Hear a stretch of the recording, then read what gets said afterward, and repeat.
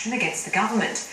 Many of the 16,000 applicants for the Priority 5 visas allege they were misled by the Department of Immigration. When Jasmine Kaur applied for a sponsored skilled visa in 2007, she was told processing would take up to 18 months. Last week, she was notified that her application could no longer be considered. The 8 years of your life, that was gone, so you're already 8 years behind in whatever you wanted.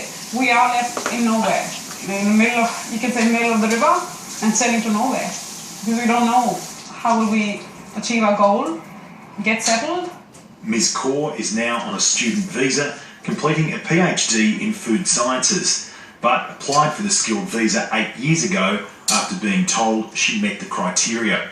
Last week's announcement of a so-called cap and cease policy will effectively end processing of thousands of skilled visas. I think on a human level, the fallout from this is quite extraordinary, and this is the bungling by the Department of Immigration over many years. Registered migration agent Marion Lee says the decision will be challenged in court on the grounds that it's unconstitutional. These people have lived in the expectation that because they actually fulfilled all the criteria, had the points that were necessary for them to migrate, that that's what they would be doing. So they put their lives on hold. The Department of Immigration and Border Protection released a statement saying those affected do not have occupations that are currently in demand on the skilled occupation list. This means they are less likely to get a job if they migrate to Australia permanently.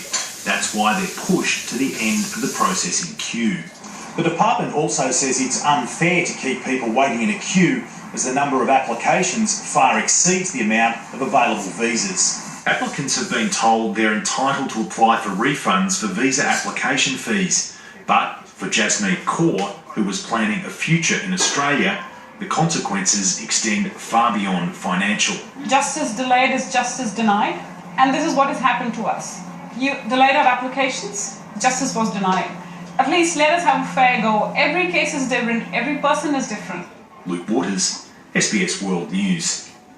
Australians may be paying up to $40